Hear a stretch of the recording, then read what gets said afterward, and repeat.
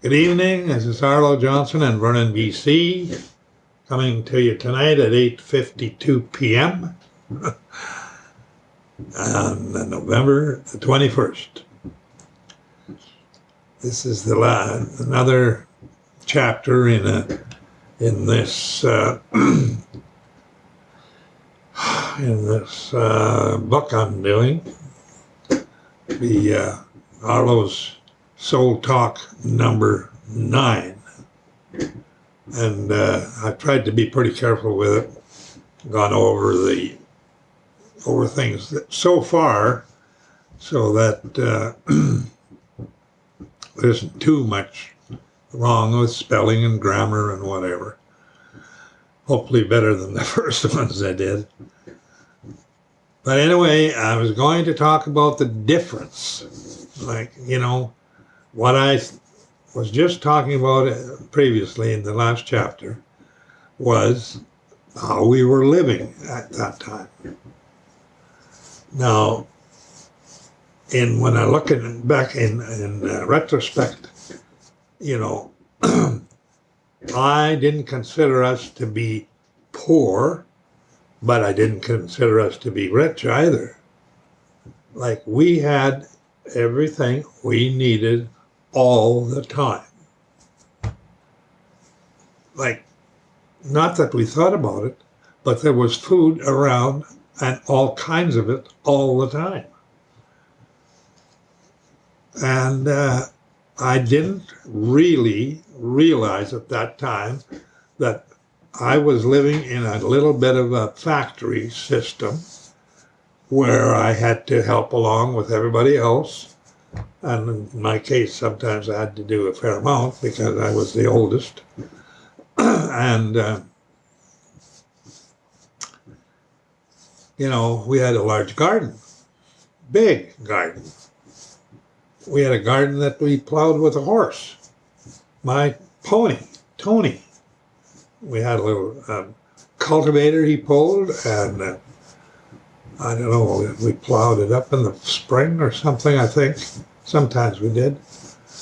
And, it was a big garden. Weeding. A lot of weeding. But good black dirt and things grew in there, and potatoes grew in there like crazy, and all kinds of stuff. We had a big basement. It was 8-foot basement, full basement. There was 2 windows on the west side. Like the house was raised. You had to walk up about 4 steps to go in the house. And there was a narrow windows, 2 windows facing west. And I think they were the only ones, if I remember right. And anyway, we'd take one window out in the fall and whatever, and we'd back up with a sleigh or whatever, and we'd have a wagon box full of coal. And we'd get about 2 wagon boxes of coal for the winter. And we'd back up to the house there and shovel it in through this window, and it would just pile up down in the basement in a big pile of coal. And we had a big furnace. It was like a big old furnace. I don't know where we got it from, but it kept that house nice and warm, that's for sure. It was big. Now, the thing is, the big difference, it's hard to imagine the difference. The whole world has changed since then. And it's changed some for the better, but I think on balance, mostly for the worst. That we've lost the innocence and I don't know what you call it, believability. We didn't, when somebody said something, we believed it. We believed that people were honest and didn't lie. And basically, they might have embellished a bit, but they didn't lie. No. This neighbor of ours, I remember he used to, we'd go through his farm on a Sunday and go across his farm and another farm to go to church, 1 mile. Instead, that was supposed to be kind of a road there, but it wasn't built yet. So we went through his farm with the horses and the wagon and whatever. And they'd get in the wagon and go too, and whatever. And he had the knack of kind of embellishing a little. In the spring, somebody would say to him, like on a Sunday at church, after church, people get talking or whatever. And I remember this one spring, June or whatever it was. And this guy said to this our neighbor, Hansel Johnson, they'd say, Hansel, how's your wheat crop coming? Oh, he said, it's about this high, it's about this high. And as he said, it's about this high, his hand kept raising up and up and up and up. And you knew he was BSing. And everybody said, oh, yeah. Yeah, to get a kick out of that. But he had to embellish. He had to add on. But people knew that. It didn't matter. People knew it.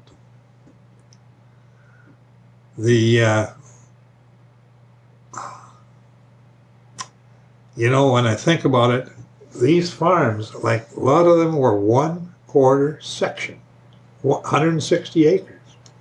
And I don't know how they manage. Things must have been so darn cheap, like lumber or whatever, that you could just buy $50 worth of lumber and you could practically build a granary. And because they had buildings on these farms, each small farm. There'd be a house, a pretty good sized house, 3-bedroom house or better, and a barn, a big red barn. And the granaries, the machine shop, and this and that, and all kinds of buildings.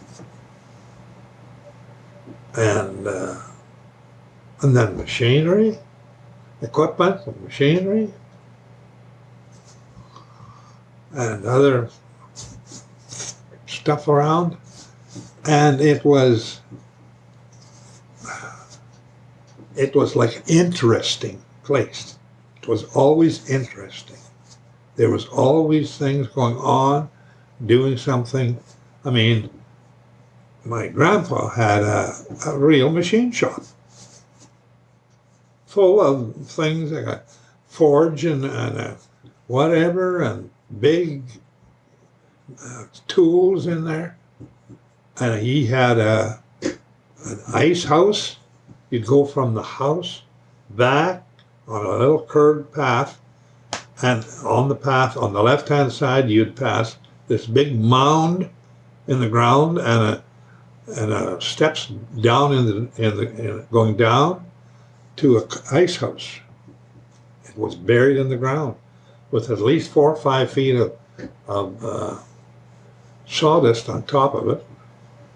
And I think it was like about an 18-inch door, thick door, that would close, and it was like angled, and it would go in and close right in, and it would be full of big 3 foot by 2 feet by 3 feet chunks of ice, which had been cut out of the lake in the winter. And everything was set on top of the ice. Cream cans, eggs, meat, whatever was sitting on top of the ice. And as when you got to the middle of July, they were sinking down into the ice a bit, and of course melting, but the water would go right into the ground, just seep away into the ground. And then you go past that place, and then here's the machine shop. I used to, when I was like 6, 7 years old, I used to go there, my eyes just big as saucers. Going in there, I said, oh, tools and forges and anvils and big saws and stuff. How that all got there, I don't know. And then go back out there again towards the house, and on the right-hand side was what they called the summer kitchen.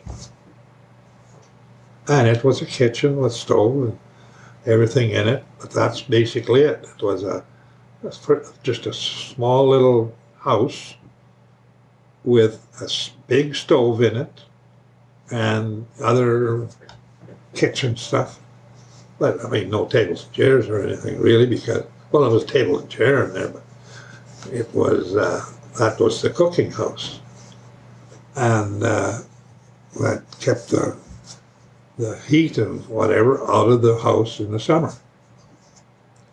They'd carry it from the outdoor kitchen into the house. Just come carrying it in every day. Yeah, and I remember my memories of it, you know, it was all, everything was big and green and this and that. All these buildings, machine sheds, Grandpa parked his car in there, and other sheep sheds and granaries and whatever, pump houses, and then over to the barn, which had horses, cows, pigs. Grandpa continually went into town at 9 o'clock in the morning. Not every day, but just about every day, hauling in milk and eggs mostly, I guess. Milk and eggs, cream and eggs. Cream can would fill up right away and into town with it. And eggs, so many eggs, cartons of eggs. And basically they lived on that. When they got money, it was for grain or selling hog, grain, or cattle. That would be most likely in the fall. Pigs could be during the year. And it's funny how when you look back and realize that you were a cog in a big wheel. I mean, at that time, where I lived in Alberta, was an agricultural world. Every half mile down the road, 1 mile down the road was another farm, all doing the same thing, and all shipping it into town and going from there, railroad into Edmonton or whatever. And that's only one little corner of the world.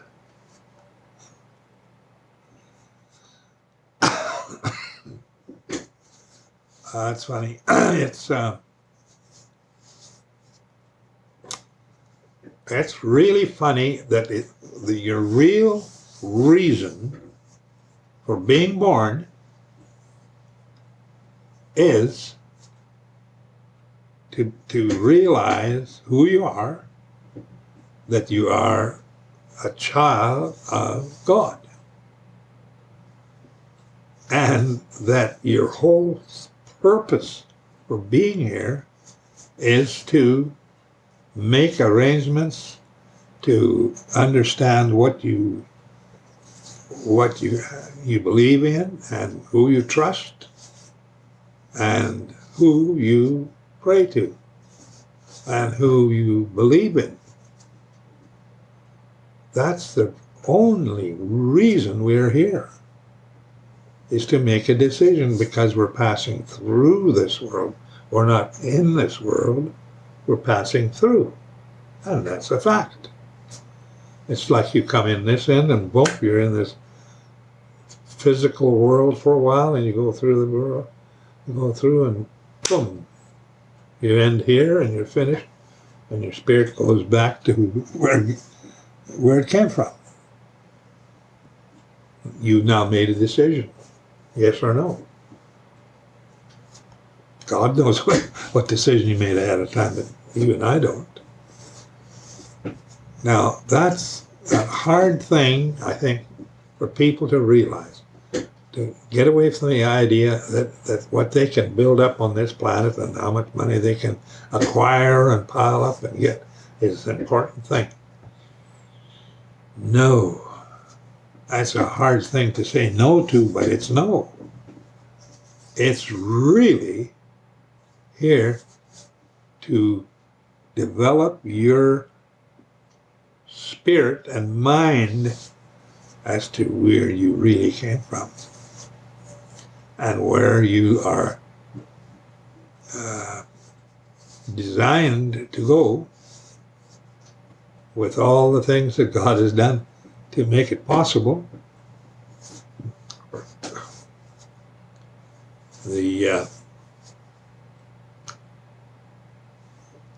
people, I don't think realize, or just stop to realize why. I have another book that I wrote in here about the Israelites. And basically I say, where did the white race come from? White people. I'm not saying that to be racist or anything. I'm saying that to be saying, where did the white race come from? And it all boils back down to Israelites.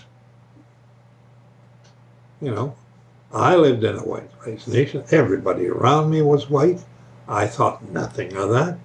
There was no bragging about it, that's for sure. And we were we started out pretty darn poor, but not, we were only poor in one thing, and that is money. We were not poor in anything else. Not in food, not in lodging, not in families, not in support or whatever. We had a coffee pot that was on our stove from about 6:30 in the morning on till maybe 10 o'clock or 11 at night. Every day. It would really get, it was a pretty good sized coffee pot too, because I mean there was most likely 12, 15 cups of coffee in it, but Mom was continually remaking it. Continually. Because there was people coming and going every morning. And in the afternoon too, but especially in the morning, around 9, 10 o'clock. Yeah. Come swinging in. And they'd just get in the door, sit down. We had a big kitchen table, a big stove beside it and the fridge and whatever. And all windows looking out on the farm. And that's where everybody met. And that's where everybody sat around. We had like 12, 15, 18 people sometimes sitting around this table. It was a big table.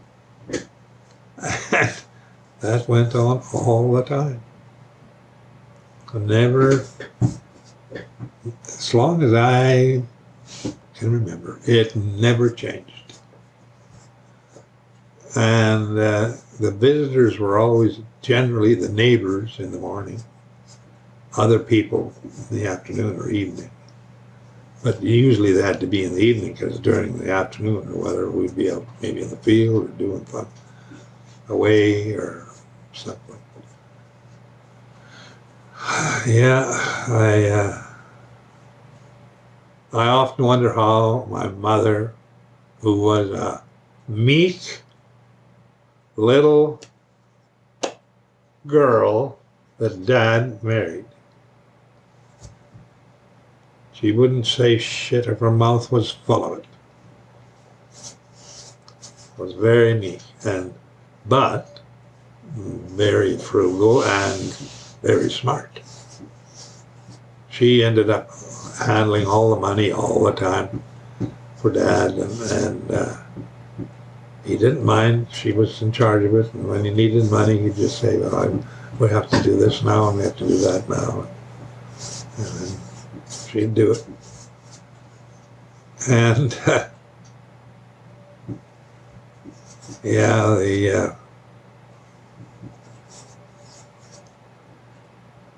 the thing is, I get thinking about it, and I quit talking here. Shouldn't do that. I talk awful slow as it is, but I have a manuscript of this that is kept. It's printed right out. As soon as I'm finished this, it turns into a manuscript, and I can print it all. Mind you, I have to edit it so much that, well, that's all I can do is have to do that. Now, the thing is, how do you relate to somebody? How do I relate to somebody? What these eyes have seen in, going to be 91 years, a few months. I expected a woman to phone me from Seattle today. I phoned her about a cruise. I wanted to get some information. And oh well, you should do it right now, because it could change, it could fill up, and then you won't get wet. Da, da, da. Anyway, I finally got a hold of her, and I said, "Well, how much is this going to be?" This casino cruise. I've been on quite a few already. Anyway, that's where they give you a free cabin and that's basically what they give you. And you have to pay the taxes and the port fees, whatever. But instead of paying like $2,000-3,000 for a cruise, the one I'm going to sign up most likely tomorrow is for an 11-day cruise for $465, and that's for the top suites. I get a suite with a balcony by myself. I could never go cruising on anything if I had to pay double. On anything else, you go, oh, the price is this much. Oh, you, Alex. This is based on the occupancy, double occupancy. Well, no, it's up to $2,500 for a week or 2 weeks. I just say, can't do that. Anyway, I'm gonna sign up for it tomorrow. It's 5 months from now. It's in April the 26th. Goes from San Diego down to Puerto Vallarta, back up to forget a couple of stops, Mazatlan, Cabo San Lucas, and then it'll be back to San Diego and all the way back right up to Vancouver. 11 days. That's not too bad. I've been on, just one that was 22 days. And it was, I only paid about $400 or $500, $600. Went through the Panama Canal from Fort Lauderdale right to Vancouver, right around North America, whole bloody way. Well, not all the way around, but so I've been around on quite a few. I like cruises. I very partial to them. I hardly go ashore anymore because of the walking and everything. My big problem is now getting from a taxi cab into the ship, because you have to line up to get on the ship, and it's a big lineup deal and checking in and doing all this. And my back just kills me.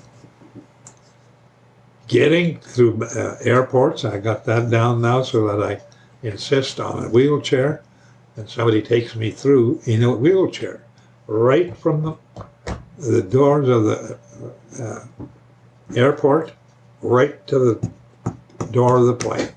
And that's happened all the time. Really works slick, boy, for me. And when I get off, there's a wheelchair waiting right at the plane door for me to go back out through the airport, which is just as hard. Oh, I thought, my gosh. Now, the funny thing is, on this cruise that I'm going to most likely sign up for tomorrow, she said, do you need assistance at all for accessibility or something? Well, I said, kind of. I said, I have a wheelchair I go through the airport in, and I said, I do have a disability deal for my back. Oh, she says, then you know what? The rule is if you don't have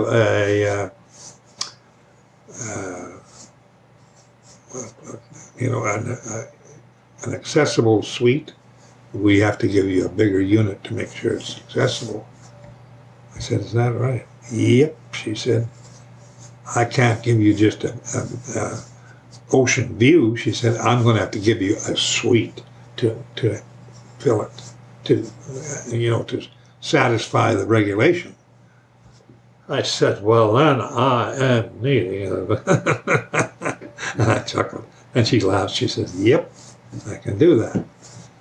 I thought, well, I better do this. That's the top-notch units on this ship. And sometimes I think they're like in the thousands and thousands, $10,000, $12,000. And I'm going to get it for $465. And I'm single. I don't have to pay double or nothing. And the idea is I have to kind of a little bit on the outs with Holland America because they think that they say you're supposed to gamble and spend money on here. That's why we're giving you a free unit. And I kind of say, well, I don't mind playing these games if there's no money involved. At the end of the cruise, they say, oh, you owe us. The last couple of times they say, oh, you owe us thousands of dollars. I said, oh, there's no money involved. What do you mean? No, I said, I'm not going to pay that. I was just playing it. You were giving me debits, little debits or credits or whatever, but there was no money involved. And I didn't make any money. I didn't take any money out. I actually played with my own money a couple of times. And so you got, in one case, I know they got about $4,000. In another case, maybe about $1,600 or $1,200 or something. But I'm a 3-star mariner with Holland America. This obviously has quite a bit to do with it. Because she says, she's talking to me, and she says, oh, I see. Yeah, you qualify for this now, and you qualify for that. Well, I guess the higher up you get in the mariner list, I've got another 120 points to go to 4-star mariner. I'm at 75 points now, which means I have sailed with them 75 days. 200, not much. Well, better than nothing. I have to say it's I think it's one of the best ways, and I think in one way it is just as cheap, or sometimes even cheaper than some other holidays. When you you know, if you have to rent a car and pay for a hotel and whatever, and if you have an all-inclusive there, you know, there's so much for that. Different ways. They're a different type of holiday, but it's all in one place. The one thing I like about cruising is you get on board once, unpack your suitcase or your bag or whatever, and you don't have to pack it again until you leave. And you've been halfway around the world. Different cities, towns, traveling in a ship. Big difference. When me and my wife used to go down to the States in the winter, we went down quite a few times. I never wanted a motorhome. I thought they were ridiculous to have to pay that much for a motorhome to sleep overnight and then pay to be able to sleep overnight at these parks and then eat in a restaurant anyway. I didn't believe that. I liked going to a motel, pull up in front of the motel, park, go in, and nice big room bathrooms and TVs and whatever else, and no hassle with a big unit worrying about getting down the road.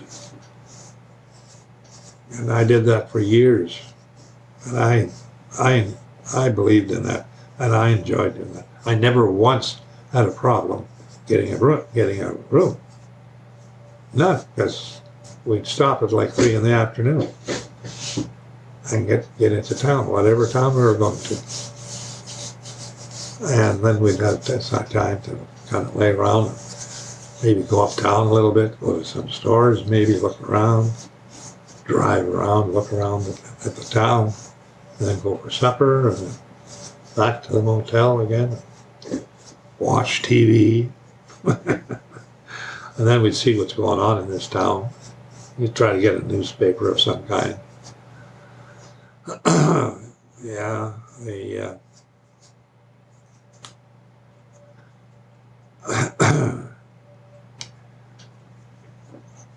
before I quit tonight, I want to go over one thing.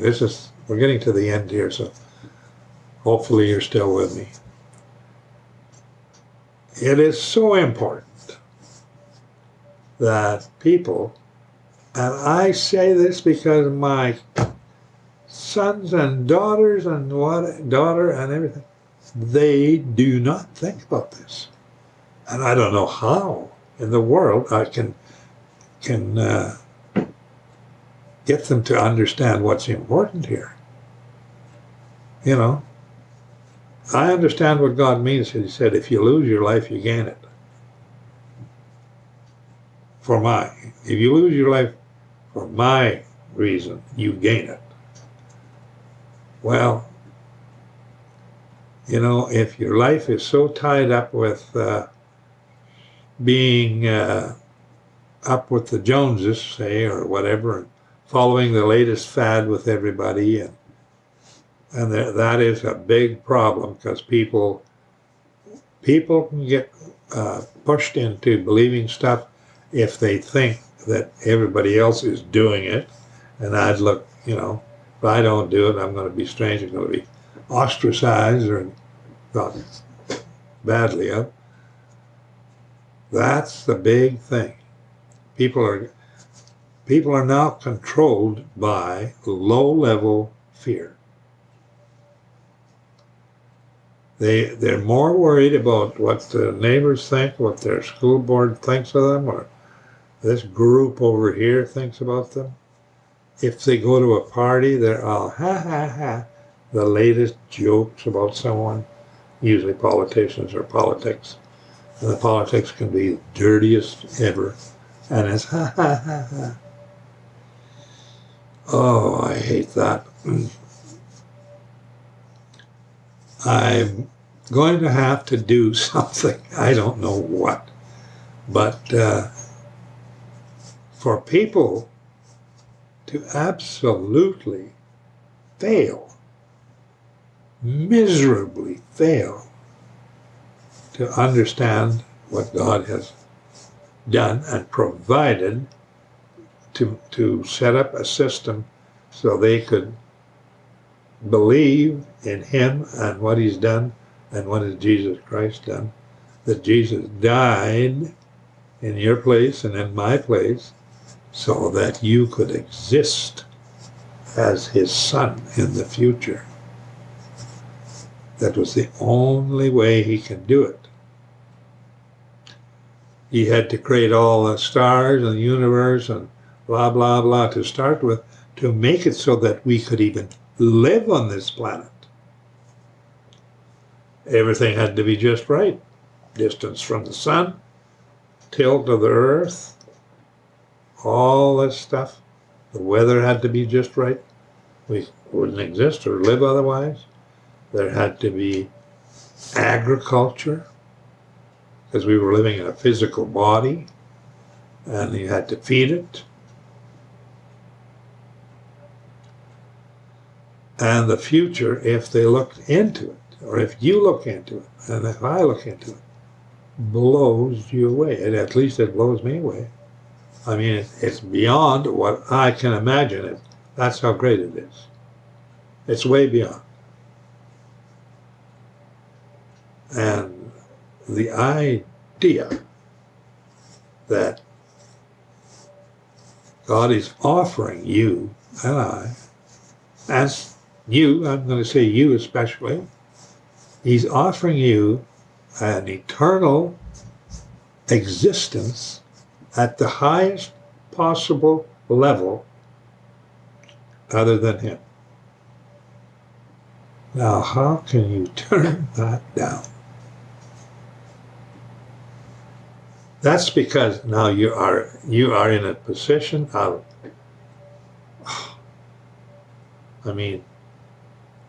existence as not as a human. You'd be in existence as a son of God forever. No higher existence or whatever. Nothing higher than that. He created male. Well, he didn't create male and female. He created male in his image. And then he created the female in the image of the male. And he didn't create anything else and call them his children. His sons. No angel, no animal, no being, nobody except you and I. That's why it's so important to him. It is terribly important to him. Everything hangs on that. It's coming to the point where his plan has been a pretty good plan. It's produced now most likely close to 100 billion people over time. They're all sorted away and they're all waiting. Because they're all stacked away in his bank, his memory bank, his whatever, of all his children. He is God Almighty. And he wants you as his son. Now I know that sounds a little,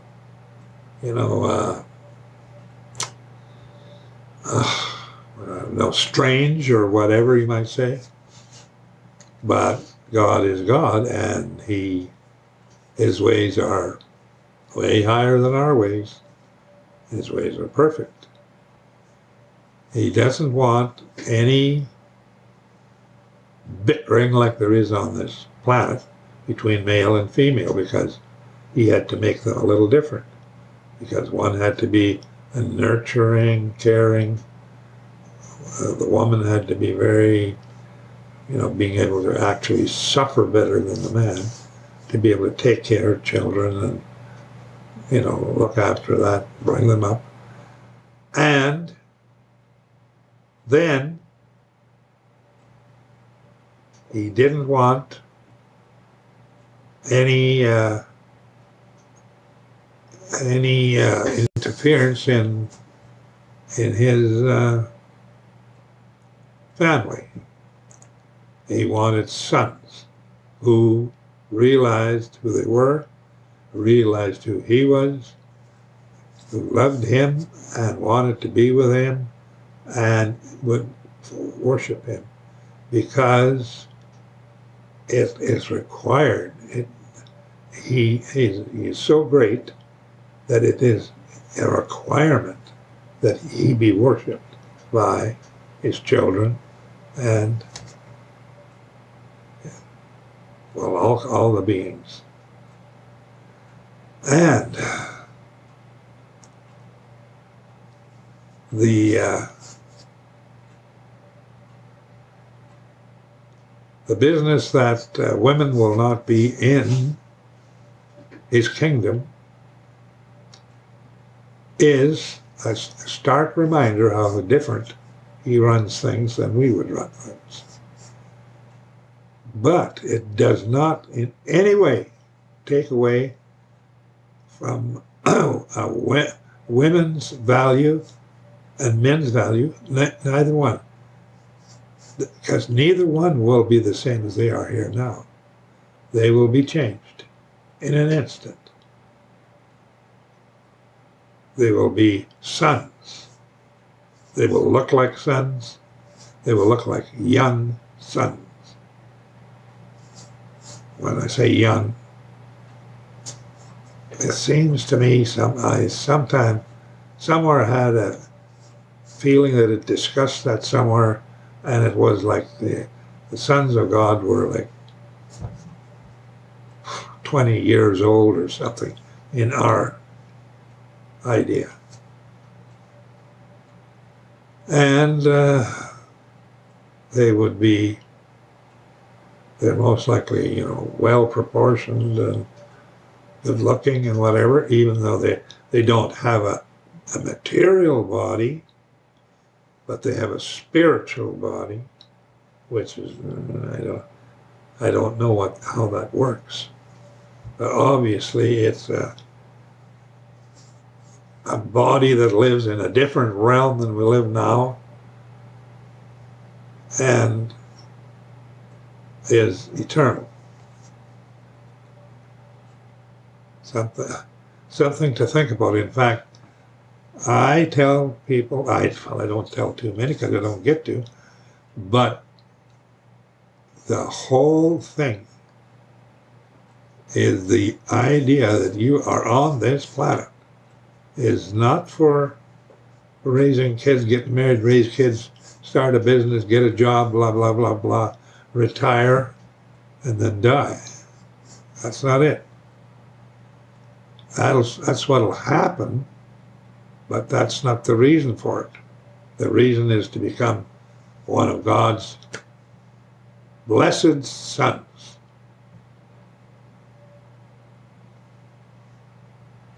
That's what he wants. And then he's going to, this world and everything in it is going to phase out. This world is going to phase out in a blaze of glory, fire burning, whatever.